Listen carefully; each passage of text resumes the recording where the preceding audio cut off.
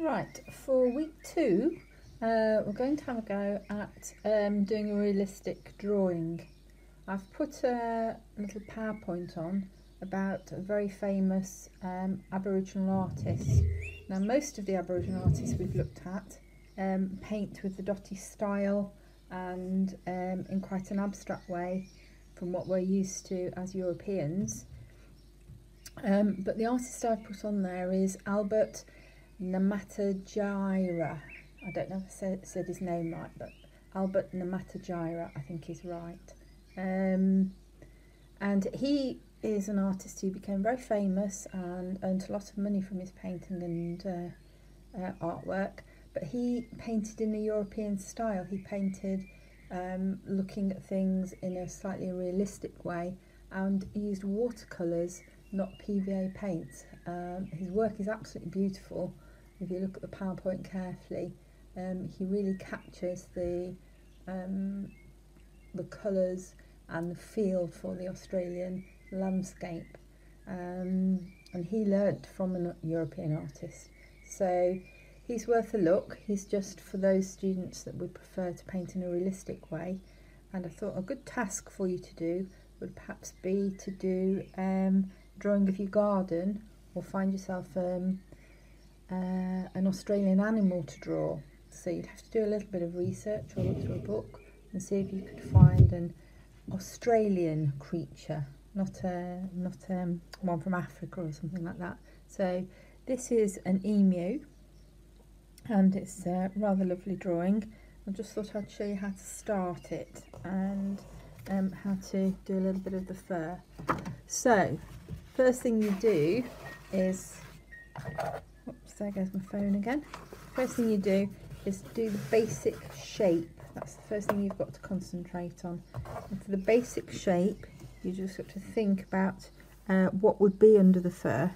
And here I've drawn the head, just started it, and I've put the neck on, but the neck sits at the back of the head, not down in the middle. So you need to sort of draw a tube shape coming out of the back of the head, slightly under the curve, look, not, there we go, and it's slightly thinner than you'd expect because when you put the fur on, the fur is going to thicken the neck anyway.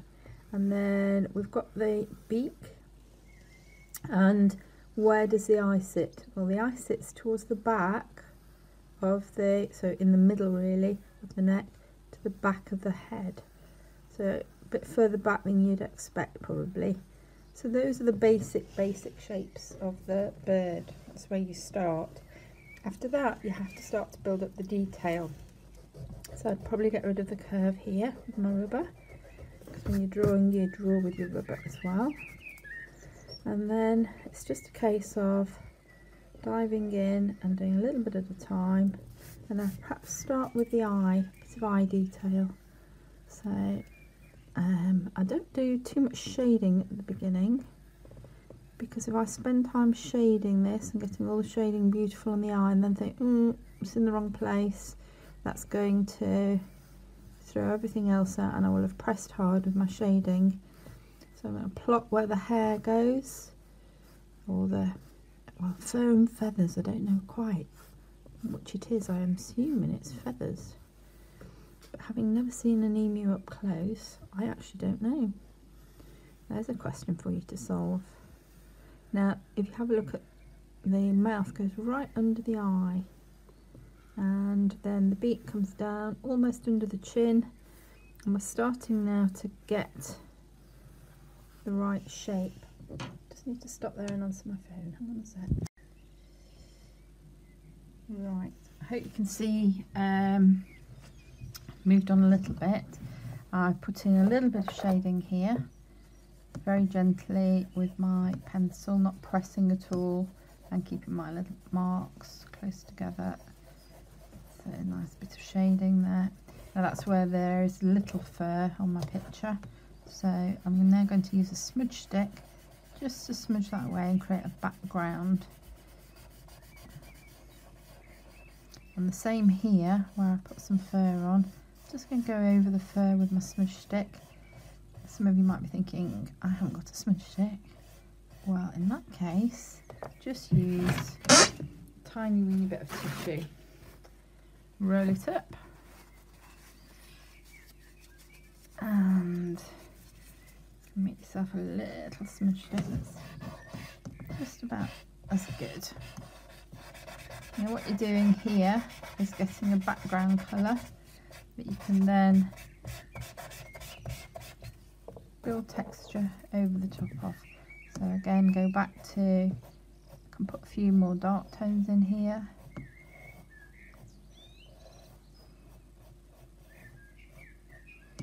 And flick up the shapes at the end, so it goes from a thick line to a fine line, and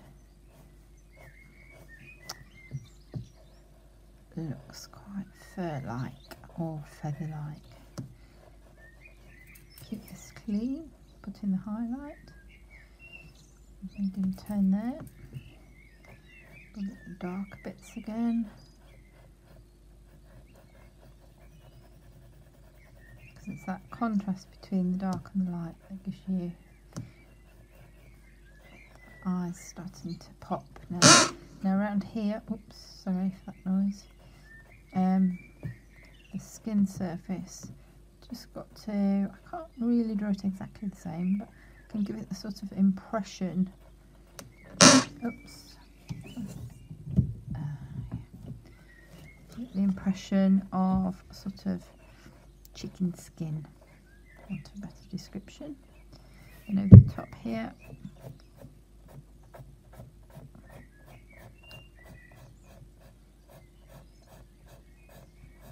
feather tie in.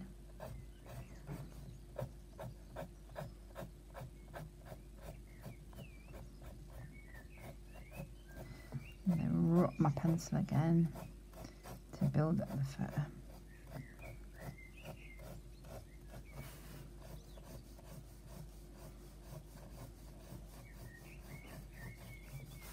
Carry on just looking for the light areas, the dark areas, building up the surface, look at the direction of the fur, all the feathers, still undecided.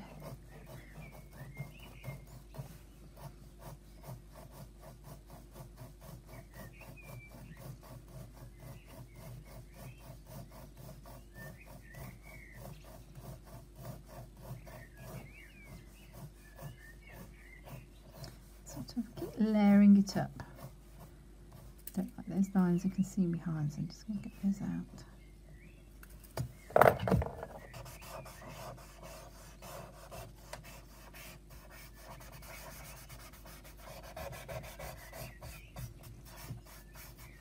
Slowly starting to take shape. Now, drawing like this would probably take about an hour to do a really good drawing.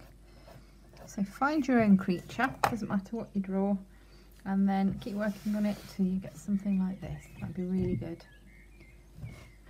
Enjoy yourself.